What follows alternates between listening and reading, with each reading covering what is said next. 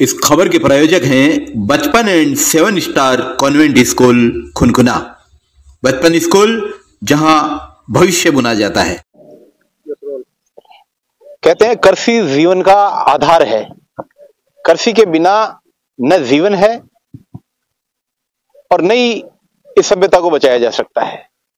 लेकिन आज का किसान किन परिस्थितियों से रूबरू हो रहा है, किन परेशानियों से रूबरू हो रहा है, इसका अंदाजा न शासन में बैठे लोगों को है और न ब्यूरोक्रेट्स को है।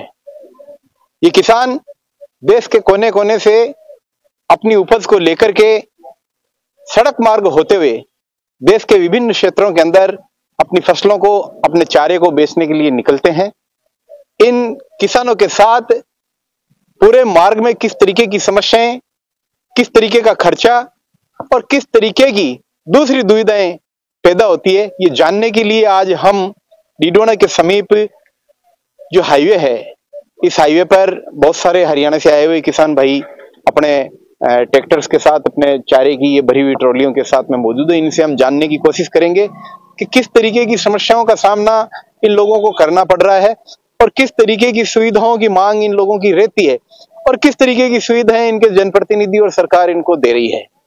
सबसे पहले आप सबका मारवाड़ की इस मरुधर की इस जमीन पर मैं हार्दिक अभिनंदन और स्वागत करता हूं। क्योंकि आप हरियाणा की जमीन से आए हैं, हरियाणा राजस्थान का जो है जोड़ला भाई है। आपकी और हमारी संस्कृति में किसी तरह का कोई ज्यादा बड़ा जो है वो अंतर नहीं है। राजस्थान भी कृषि आधारित एक प्रदेश है, हरियाणा मूल रूप से कृषि आधारित प्रदेश है। और चूंकि आप किसान हैं और अपने फसलों को और अपने चारे को बेचने के लिए राजस्थान के विभिन्न क्षेत्रों में आए हैं, तो किस तरीके की समस्याओं से आपको जो है वो जूझना पड़ रहा है? भाई साहब राम राम, सभी भाइयों को राम राम। पहले तो अभी टोल बढ़ गया 12 तारीख से 550 रुपए एक टोल ले गया। एक टोल के 3x लगता है, हमारे 3x लगता है। एक चालान की समस्या है। ये इतना चारा महंगा नहीं है, ये रास्ते वाले ने महंगा कर रखा है चारा। कितने टोल पास करके आते हो आप यहाँ? 7-7, 8-8 टोल दूरी के हिसाब से 50 किलोमीटर के 550 रुपए एक टोल लेके। 7 रुपए किलोमीटर का पड़ता है जी। ये मतलब सिस्टम कम होगा तो चारा भी सस्ता होगा, तो आम आदमी के लिए सुविधा होगी। क्या खर्च बैठ जाता है हरियाणा से यहाँ तक, राजस्थान तक आने का अतिरिक्त खर्च? अभी ट्रैक्टर 5,000 रुपए अतिरिक्त है ट्रॉली में। टोल खर्चा, पुलिस खर्चा। पुलिस किस तरीके का खर्चा ले लेती है आपको? क्या लेती है? एंट्री लेती है राजस्थान में। पैसे ऐसे मांगते, उधार दिए हैं 500, 100 में बाद नहीं मना है, 500 लेते हैं। 500 गाड़ी आलटी खड़ी एक जिले। आप आवाज नहीं उठाते उसके खिलाफ कि भाई ये 500 रुपए ठवाने से क्या फायदा है आवाज का? 302 की नहीं उठती आवाज, ट्रॉली की कैसे उठेगी आवाज? हम तो तुच्छ प्राणियों में। ये एक बड़ा मसला है। राजस्थान में जैसे एंट्री करते हैं, ट्रांसपोर्ट डिपार्टमेंट के जो लोग हैं, जो कारिंदे हैं, उन्होंने एक अवैध रूप से वसूली, जिसको अपन कह सकते हैं, उन्होंने एक एंट्री के नाम से इन किसानों को एक लूटने का जरिया बना रखा है। और ये खुले तौर से जो है वो किसान बता रहे हैं कि 500 रुपए ट्रांसपोर्टेशन के जो कर्मचारी हैं वो इनसे राजस्थान में इंटर होते ही हर बाजार की है, हर बाजार में एक हर बाजार की है। ये हमारी शर्त होगी, ये सुविधा हमें मिले तो चारा बिल्कुल सस्ता हो जाएगा, प्रति क्विंटल बिल्कुल सस्ता हो जाए। ये ट्रांसपोर्टेशन के कारण। राजस्थान में कितनी जगह दे देते हो एंट्री? एंट्री 7-8 जगह। जैसे शहर निकलेगा वैसे एंट्री लगती जाएगी। आप बताएं किस तरीके की एंट्री है? क्या आप लोग इसको मना क्यों नहीं करते, क्यों देते हो? मना जी, हमारे से चलान की जो व्यवस्था करते हैं ना, वो 42,000 रुपए चलान लेते हैं हमारे से जी। तो कहीं ना कहीं आपकी गलती रहती होगी तभी चालान बनता है। चालान क्यों बनता है जब आप गवर्नमेंट का है? ये हमारी चालान तो जी हमारा ये धंधा है जी, और तो हम धंधा कुछ जानते नहीं। ये चारा के बगैर मान गौशाला भी मान चारा नहीं पहुंचेगा इसमें। किस तरीके की धमकी देते हैं? काय का चालान करेंगे? चालान का ओवरवेट का करते हैं जी। ओवरवेट है, 3XL बोलते हैं जी इसको। कहते आप ओवर साइज, ओवरलोड का चालान करते हैं। आप बताएं क्या किस तरीके का चालान? ये जो ओवरलोड है और ओवर साइज है इसका, इस चीज का चालान करते हैं। 3X लगता है। तो इसको आप छोटा नहीं कर सकते? छोटा करेंगे तो इतना चारा महंगा होगा। अगर इसमें हम 10 क्वांटल नीरा लेके आएंगे तो गौशाला में वो पूर्ति कर देगा? बिल्कुल नहीं होगी। अगर ये एक बड़ा मुद्दा है। अगर ये एक राउंड में अगर इसको मान लो ये इसकी साइज छोटी करते हैं और अंडरवेट आते हैं, तो जिस तरीके से ये बता रहे हैं अपन भी, अगर ये एक लॉजिकली देखा जाए तो क्या पूर्ति संभव है?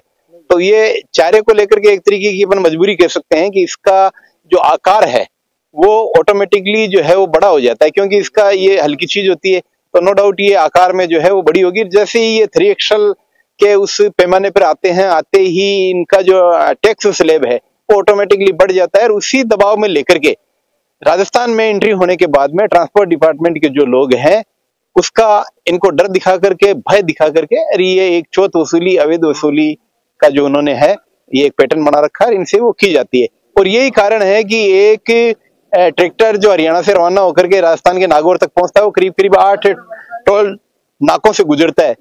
8 से गुजरने का मतलब ये हो गया करीब करीब वो 4,500-5 हजार रुपए तो टोल के दे करके आता है। और इतने ही मान लो वो अवैध रूप से जो है ट्रांसपोर्टेशन के जो कर्मचारी हैं, जो कारिंदे हैं, उनको वसूली दे करके आता है। यूं करके ये चारा यहाँ पहुंचते पहुंचते जो बहुत ही सस्ती मात्रा में पहुंचना चाहिए उसके दाम जो है वो आसमान को छूने लग जाते हैं। एक और साथी से हम जुड़ना चाहेंगे। आप जी, आप बताइए क्या क्या समस्याएं आती है आपको पूरे रास्ते में? समस्या तो यही है जी, ये हम एंट्री करते हैं ना हरियाणा में, एंट्री होते ही हमारे 500 रुपए स्टार्ट हो जाते हैं। राजगढ़ आरटीओ सबसे पहले तो यहाँ एंट्री होती है, फिर चूरू वाला आ जाता है, और सुजानगढ़ वाला आरटीओ तो सर 12 के 24 घंटे रहता है खड़ा। महीने में मिनिमम उसकी 1 लाख रुपए इनकम है, ऊपर का पैसा इनकम 1 लाख रुपए, 1 लाख रुपए एक दिन का सुजानगढ़ वाले आरटीओ का जी। मैं बता रहा हूँ, चाहे सरकारें कौन सी हो, कोई बदलाव नहीं है राजस्थान के अंदर। पहले कांग्रेस थी, अब बीजेपी है, कोई चेंज नहीं है। स्टाफ वही है, सारा राजस्थान का पूरा करप्शन है, अभी वही करप्शन है। सरकारें चेंज हो गई, स्टाफ चेंज नहीं हुआ, स्टाफ वही है, गुंडागर्दी है पूरी राजस्थान में। ये बहुत ही बड़ा विचलित करने वाला एक जो सवाल है वो मुंह बाए खड़ा है। मैं खुद माननीय भजन लाल जी से मेरे इस चैनल के माध्यम से आग्रह करूंगा कि आप एक बार जो है अपने ट्रांसपोर्ट डिपार्टमेंट पर सरसरी नजर से ऐसे लोगों की एक लिस्ट तैयार करें जो अवैध रूप से वसूली करके सरकार को बदनाम करने की कोशिश कर रहे हैं, बदनाम कर रहे हैं। ऐसे लोगों से सरकार को जो है वो पिंड छुड़ा लेना चाहिए। ऐसे लोगों के खिलाफ सख्त कार्रवाई होनी चाहिए और किसानों को सुविधा मिले। खास करके हरियाणा से आने वाले किसान भाइयों के लिए अगर सरकार कुछ कर सकती है तो मेरे इस चैनल के माध्यम से मैं भजन लाल सरकार से आह्वान करता हूं कि इन किसानों की सूद ली जाए। इनके लिए टोल टैक्स में भी सरकार जो है वो अगर कोई किसी प्रकार की रियायत दे सकती है तो इनको रियायत देनी चाहिए। एक और बड़ा सवाल खड़ा हो जाता है कि यहाँ जैसे ही राजस्थान इंटर होने के बाद में अगर इनका 2 दिन 3 दिन तक माल नहीं बिकता है तो फिर इनका जो लाभ है वो बिल्कुल जीरो हो जाता है। किसी प्रकार का लाभ ये लेकर के नहीं जाते हैं, इनका पूरा का पूरा टूर है वो घाटे में जाता है। तो एक बार पुनः जी, अब भी हमारे हरियाणा में फास्ट टैग चलता है, इधर राजस्थान में फास्ट टैग नहीं लेते हमसे ट्रैक्टरों का। उससे बेनिफिट मिलेगा? बेनिफिट आप हो जाएगा, 250 हो जाएगा 550 वाले के। ये भी एक बड़ा सवाल है। इसके जो रूडिफको है या टोल की जितनी भी और कंपनीज है उनसे भी मेरा आग्रह रहेगा कि ये धरती के अन्नदाता हैं, ये जमीन को जिंदा रखने वाले लोग हैं। इन लोगों की सुरक्षा और सेवा का हमें संकल्प लेना पड़ेगा, इन लोगों की मदद का हमें इरादा करना पड़ेगा और इन लोगों के साथ में अच्छी रियायत हो, अच्छा हमारा बर्ताव हो, ऐसी हमें एक योजनाबद्ध तरीके से काम करने की जरूरत है। कैमरा पर्सन जहीर अब्बास उस्मानी के साथ मैं अबरार अली बेरी।